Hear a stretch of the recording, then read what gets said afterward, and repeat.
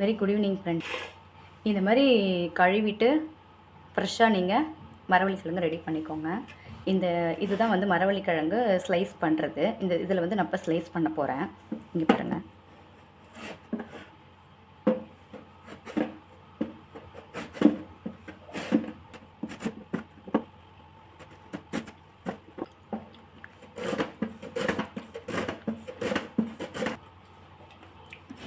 அவ்வளோதான்.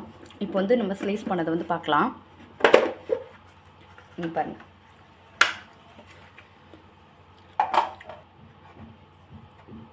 இங்கே பாருங்கள், ரவுண்ட் ரோல் பண்ணது எப்படி இருக்குது பாருங்கள்.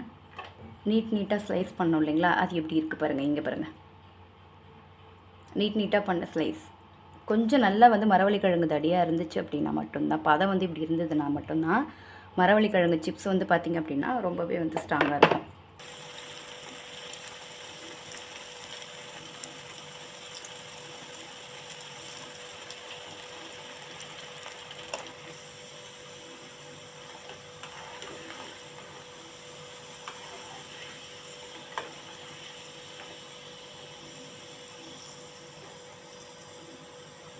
இங்கே பாருங்கள்.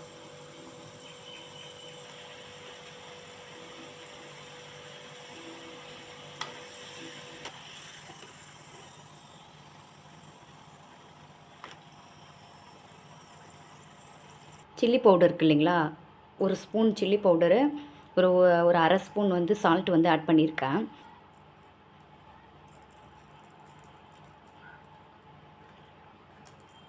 நான் காரம் கம்மியாக தான் போட்டிருக்கேன். இங்கே பாருங்கள். இப்போ நான் வந்து இங்கே பாருங்கள் எப்படி இருக்குது பாருங்கள் எப்படி. ஸோ உங்களுக்கு பிடிச்சிருந்துச்சுன்னா லைக் பண்ணுங்கள், சப்ஸ்கிரைப் பண்ணுங்கள். இங்கே பாருங்கள். ஸோ அவ்வளோதான் ஃப்ரெண்ட்ஸ். Thanks friends.